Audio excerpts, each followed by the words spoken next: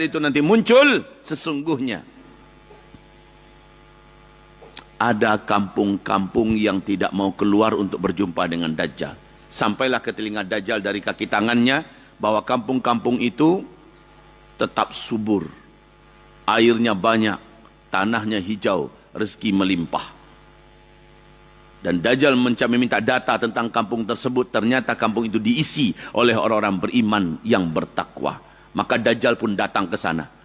Lalu dia menawarkan dirinya, dialah Tuhan yang selama ini disembah. Rezeki yang ada di kampung ini, dialah yang berikan. Penduduk kampung yang beriman bertakwa ini mengatakan, tidak, engkau adalah Dajjal. Kami takkan percaya kepadamu dan kami tidak akan menuhankanmu. Tuhan kami adalah Allah, la ilaha illallah. Dajjal pun pergi dalam keadaan marah, dalam keadaan murka.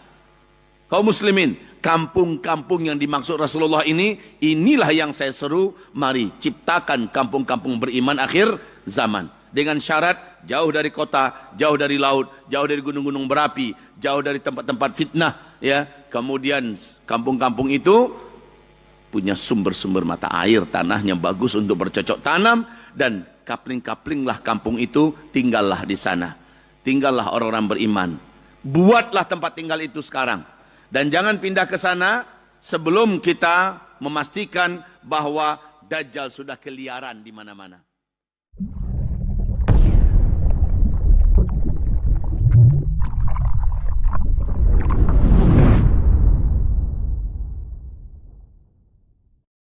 Assalamualaikum warahmatullahi wabarakatuh. Alhamdulillahi rabbil alamin. والعاقبة للمتقين ولا عدوان إلا على الظالمين أشهد أن لا إله إلا الله وأشهد أن سيدنا وحبيبنا محمدا عبده ورسوله لا نبي بعده قال الله سبحانه وتعالى يا أيها الذين آمنوا اتقوا الله وقولوا قولا سديدا يصلح لكم أعمالكم ويغفر لكم ذنوبكم ومن يطع الله ورسوله فقد فاز فوزا عظيما اللهم ارحمنا بالقرآن وصدق الله العظيم وقال النبي صلى الله عليه وسلم إنما الأعمال بالنيات وإنما لكل امرئ ما نوى فمن كانت هجرته إلى الله ورسوله فهجرته إلى الله ورسوله ومن كانت هجرته لدنيا يصيبها أو امرأة ينكحها فهجرته إلى ما هاجر إليه أما بعد معاشر المسلمين والمسلمات مؤمنين والمؤمنات حاضرين والحاضرات أكرمني وإياكم الله. Segala pujian dan syukur kita di pagi hari ini hanyalah untuk Allah, ilah yang kita sembah. Tidak sekutu baginya yang telah menyempurnakan nikmatnya, dan dengan nikmat itu kita telah melakukan banyak amal soleh. Alhamdulillah bi ni'matihi tatimmus salihah. Salawat dan salam mari sama-sama kita hadiahkan untuk asyrafil anbiya wal mursalin sayyidina wa khataman nabiyyin Al-Mustafa Muhammadin sallallahu alaihi wasallam. Ibarat Allah yang kami muliakan, di dalam hadis sahih Imam Muslim, Rasulullah sallallahu alaihi wasallam bersabda, "Ma baina khalqi Adam ila qiyamis sa'ah fitnatun akbar minad dajjal." Sejak Adam Allah ciptakan, akan banyak sekali fitnah-fitnah yang melanda anak keturunan Adam sampai hari kiamat di muka bumi ini. Tetapi dari seluruh fitnah itu tidak ada yang lebih besar, tidak ada yang lebih berat, tidak ada yang lebih dahsyat melebihi fitnahnya Dajjal. Di dalam riwayat yang lain Rasulullah sallallahu alaihi wasallam bersabda, seandainya seluruh fitnah yang pernah Allah datangkan kepada umat manusia anak keturunan Adam di muka bumi ini, sejak Nabi Adam Allah ciptakan sampai kelak hari kiamat terjadi, disatukan dan dikumpulkan seluruh fitnah itu, lalu Dajjal muncul dengan fitnahnya sendiri, diadu mana yang lebih berat, maka pasti fitnah Dajjal akan mengalahkan semua fitnah yang pernah ada di muka bumi ini. Dajjal muncul, kekuatannya adalah seluruh kekuatan setan satu bumi. kesaktian yang dimiliki oleh Dajjal sampai pada puncaknya. Sehingga ketika dia mengklaim, mengaku sebagai dirinya adalah Tuhan yang selama ini disembah, orang-orang melihat kemampuan yang dimilikinya akhirnya percaya ini benar-benar adalah Tuhan. Ibarat Allah yang kami muliakan, ditambah dengan suasana kedatangan Dajjal pada masa itu, kemunculan Dajjal pada saat itu adalah di puncak di mana manusia putus asa untuk hidup. Satu-satunya harapan orang-orang yang tidak beriman, orang-orang yang lemah iman adalah Dajjal ini. Sebab Dajjal mampu mewujudkan apapun yang diinginkan oleh manusia saat itu. Bumi kering, tandus, kelaparan terjadi di mana-mana, nyawa tidak ada harganya sama sekali, penyakit menyebar di mana-mana, peperangan dan pertumpahan darah luar biasa, petaka-petaka hebat, mengerikan, bencana-bencana terbesar terjadi. Dajjal muncul, Dajjal mampu menangani semuanya dengan sihirnya. Langit bisa dirubah, langit yang lama tak berawan, maka dia mendatangkan awan. Dan dia menggerakkan awan dan menurunkan air di tempat yang diinginkan oleh manusia.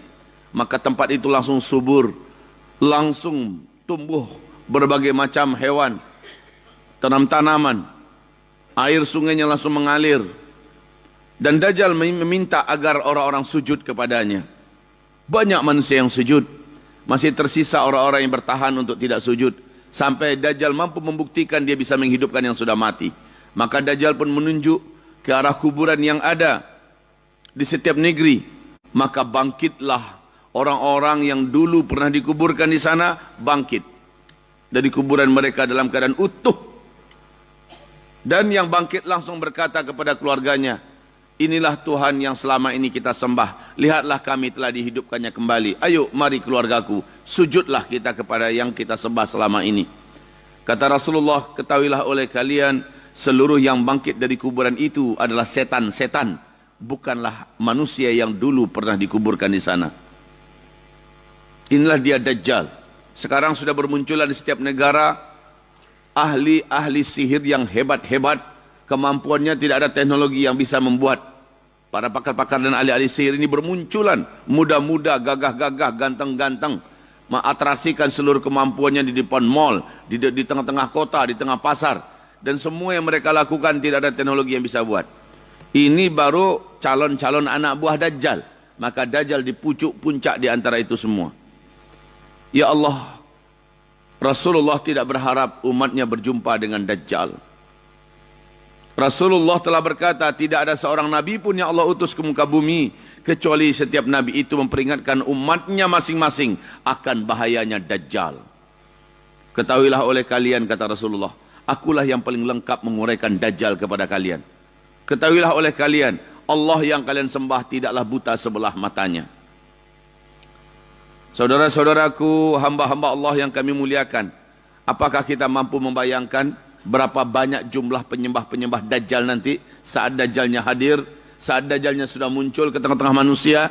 Jumlah total penyembah Dajjal nanti, kata Rasulullah, adalah 2/3 penduduk bumi ini akan menuhankan Dajjal. 2/3 penduduk bumi ini akan menuhankan Dajjal.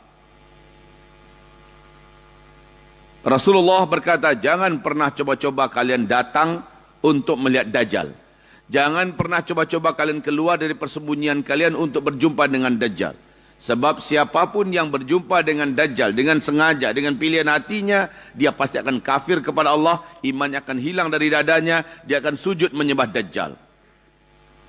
Rasulullah bersabda, nanti akan ada seorang lelaki yang merasa imannya sudah sangat kokoh, imannya sudah sangat kuat, dan dia yakin dia akan mendebat Dajjal. Dia yakin dia akan mengalahkan Dajjal dalam perdebatan. Lalu dia keluar dari persembunyiannya dan dia berjumpa dengan Dajjal. Ketika dia melihat Dajjal, Dajjal melihat kepadanya. Sihir yang dimiliki oleh Dajjal, hipnotis yang dikuasai oleh Dajjal, serta tipuan-tipuan yang dimiliki oleh Dajjal menyebabkan lelaki yang tadi merasa imannya paling kuat, rontok iman itu, hilang dari dadanya, dia pun sujud kepada Dajjal. Walaupun Dajjal sudah tinggalkan kotanya, laki-laki ini tetap kafir kepada Allah sampai dia mati. Di hadis yang lain Nabi berkata, tidak ada satupun orang-orang yang beriman kepada Dajjal, melainkan dia akan beriman kepada Dajjal sampai dia mati. Tidak ada satupun manusia yang akan kembali kepada taubat, kepada jalan Allah, kepada Islam. Mereka akan kafir dan kekal di neraka selama-lamanya. Awas, kemunculan Dajjal akan menyebabkan 2/3 manusia kafir kepada Allah, menyembah Dajjal, dan mereka-merekalah penduduk kekal di neraka Jahannam selama-lamanya. Rasulullah khawatir betul. Sampai-sampai Rasul berkata begini, seandainya nanti Dajjal muncul, saya masih hidup, saya yang akan langsung menghadapi Dajjal demi membela dan melindungi kalian. Tapi apabila nanti saya sudah tidak ada, Dajjalnya muncul, setiap kalian wajib melindungi dan menjaga diri dan keluarganya masing-masing. Saudara-saudaraku, hamba-hamba Allah yang kami muliakan, saya tak menyangka, sungguh demi Allah tidak menginginkan, kalau ternyata di zaman kita ini tanda-tanda Dajjal itu sudah Allah tunjukkan. Tanda-tanda kemunculan Dajjal itu telah Allah tampakkan. Demi Allah saya tidak menginginkannya. Dan saya merasa sangat yakin, bila Dajjal keluar dan saya masih hidup, saya berjumpa dengan Dajjal, saya sangat yakin saya akan menjadi kafir kepada Allah Subhanahu wa ta'ala. Ya Allah, lindungilah kami. Janganlah sampai kami berjumpa dengan makhluk terlaknat ini. Saudara-saudaraku, hamba-hamba Allah yang kami muliakan, dengan sangat berat hati saya harus sampaikan, tidak ada yang dapat menyembunyikan tanda-tanda Dajjal ini telah lepas daripada belenggu yang mengikatnya. Tanda-tanda Dajjal ini telah dibebaskan oleh Allah Subhanahu wa taala ini terjadinya di zaman kita. Wallahi, kalau bapak dan ibu masih merasa tenang, masih merasa nyaman, sungguh bapak ibu sudah terfitnah dalam tipuan yang hebat. Saya bisa buktikan kepada bapak, saya bisa tunjukkan kepada ibu semua, bukti yang tidak bisa direkayasa, tidak bisa dibuat-buat, tidak bisa ditutup-tutupi juga oleh apapun, oleh kekuatan apapun. Sebelum saya sampaikan bukti-bukti ini, mungkin di antara kita ada yang masih bertanya-tanya, siapa Dajjal ini? Jawabannya adalah Allah hanya menciptakan makhluk berakal 3 saja. Malaikat, jin dan manusia. Dajjal dari pihak mana? Dajjal kata Rasulullah ada keturunan Adam alaihissalam. Berarti dia manusia. Tetapi Masya Allah, na'udzubillah, ini Dajjal diberi oleh Allah keistimewaan. Satu, keistimewaannya adalah umurnya dipanjangkan oleh Allah Subhanahu wa ta'ala sampai hari kiamat. 2, Allah akan tundukkan seluruh setan-setan di muka bumi kepada Dajjal. Apapun yang diperintahkan oleh Dajjal kepada seluruh setan, setan ini akan patuh sepatuh-patuhnya. Dan yang ketiga, Dajjal bisa melakukan dengan sihirnya apapun yang diinginkan oleh manusia, di mana kalau seluruh ahli-ahli sihir, para dukun-dukun terhebat bersatu, diadu dengan Dajjal, seluruhnya akan kalah. Kalau ditemukan teknologi yang terhebat, diadu teknologi itu dengan Dajjal, semua teknologi itu akan lumpuh di depan Dajjal. Nah, saudaraku yang kami muliakan, ini bukan khayalan. Dalam akidah umat Islam, oleh ulama Ahlus Sunnah wal Jamaah, disampaikan pada tingkat mutawatir riwayat-riwayat tentang Dajjal ini. Dajjal, ibarat yang kami muliakan, akan muncul dengan tanda-tanda alam.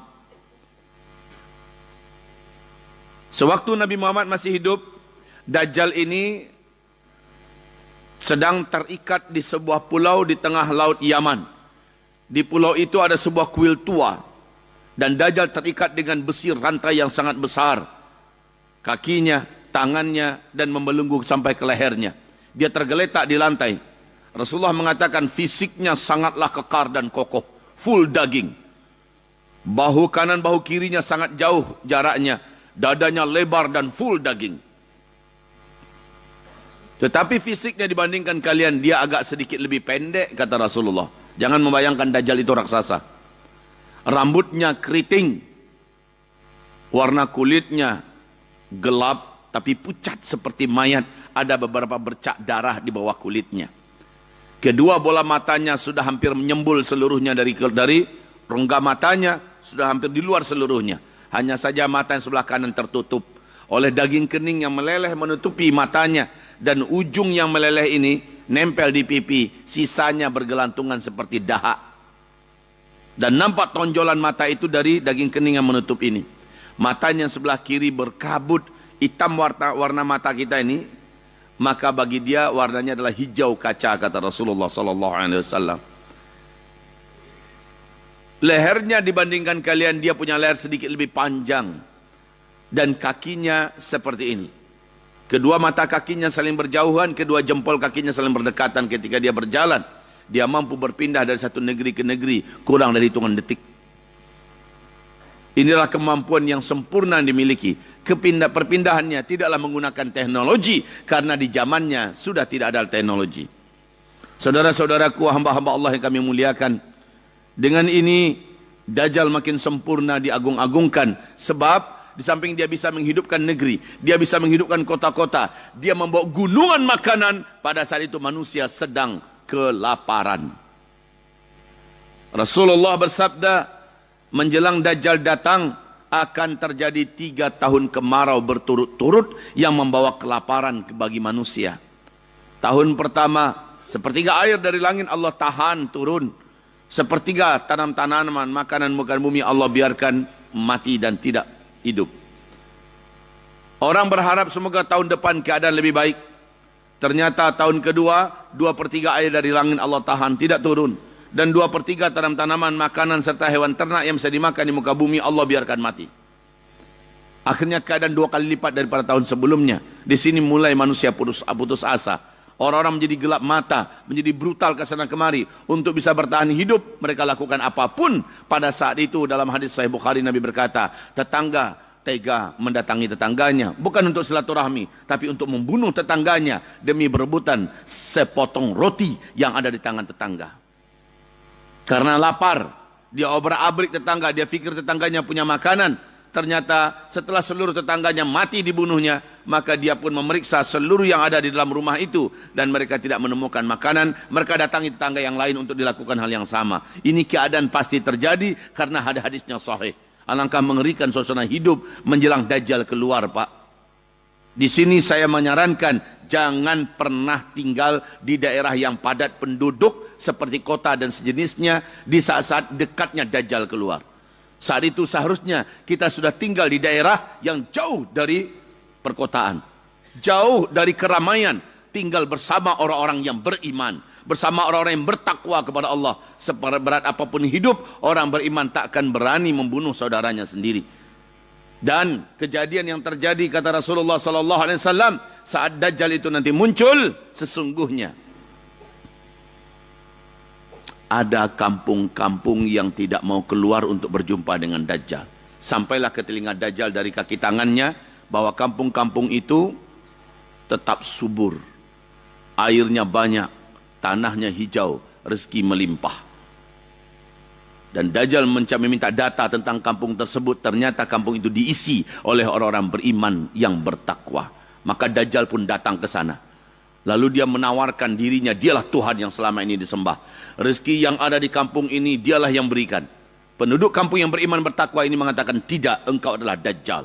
Kami tak akan percaya kepadamu dan kami tidak akan menuhankanmu. Tuhan kami adalah Allah, la ilaha illallah. Dajjal pun pergi dalam keadaan marah, dalam keadaan murka. Kaum muslimin, kampung-kampung yang dimaksud Rasulullah ini, inilah yang saya seru, mari ciptakan kampung-kampung beriman akhir zaman. Dengan syarat jauh dari kota, jauh dari laut, jauh dari gunung-gunung berapi, jauh dari tempat-tempat fitnah, ya. Kemudian kampung-kampung itu punya sumber-sumber mata air, tanahnya bagus untuk bercocok tanam, dan kapling-kaplinglah kampung itu, tinggallah di sana. Tinggallah orang-orang beriman. Buatlah tempat tinggal itu sekarang. Dan jangan pindah ke sana sebelum kita memastikan bahwa Dajjal sudah keliaran di mana-mana. Baru pindah ke situ. Kalau sebelum Dajjal muncul telah terjadi fitnah-fitnah pembantaian dan kebrutalan di mana-mana. Maka jika demikian, walaupun Dajjalnya belum muncul, belum terdengar oleh kita kemunculannya, kita sudah pantas untuk tinggal di sana. Hanya orang-orang yang berimanlah yang akan dijaga oleh Allah Subhanahu wa taala di akhir zaman apabila mereka sudah bersatu bersama orang-orang beriman yang lainnya. Ini yang saya serukan, setiap provinsi, setiap negara, setiap kota, negeri harusnya punya perkampungan ini. Untuk Indonesia sebelah timur, saya tidak merekomendasikan tempat kecuali yang telah saya lihat. Allahu a'lam. Jika seandainya saya benar, semoga Allah memberikan saya pahala 2 kali lipat. Jika saya salah, semoga Allah tetap berikan saya pahala 1 kali. Yang saya rekomendasikan adalah Makassar. Adalah di Gunung Malino. Ada kawasan 1.300 hektar yang punya sumber mata-mata air yang cukup banyak dan besar. Saya sudah survei ke sana. Saya perintahkan PT Hafiz Amanah Indonesia agar ambil kawasan ini, kemudian kapling-kapling umumkan kepada umat. Inilah tempat di mana umat Islam yang beriman bisa berkumpul. Saya dengar Makassar tidak jauh dari sini. Untuk Indonesia sebelah timur. Untuk Kepulauan Jawa, saya merekomendasikan ke Jawa Barat. Ada Nagrek, nama daerahnya Kabupaten Bandung. Ada 300 hektar tanah yang sangat luas dengan sumber mata air yang melimpah dan banyak sekali. Saya sudah sampai ke sana, saya lihat ini tempat bagus. Untuk Sumatera masih di pesantren saya di Kabupaten 50 kota. Tapi tidak luas, tanahnya hanya 185 hektar, tapi sangat indah sekali dan sumber mata airnya sangat melimpah. Itu baru kaum muslimin. Allahu a'lam. Bila Bapak serius mendengarkan ini, maka persiapkanlah diri kita untuk ke sana. Ustaz, sejauh mana menurut keyakinan Ustaz bahwa tanda-tanda Dajjal itu telah lepas?